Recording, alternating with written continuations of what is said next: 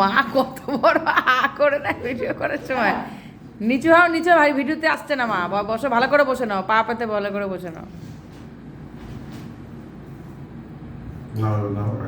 কালকে তো আমার জন্মদিন। কালকে আমি বুঝছি। এটা রাতেই খেতে হবে। বাবা বাবা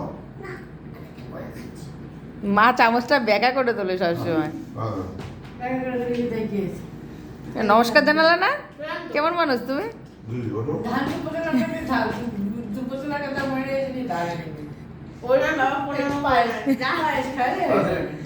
না, নমস্কার দাও।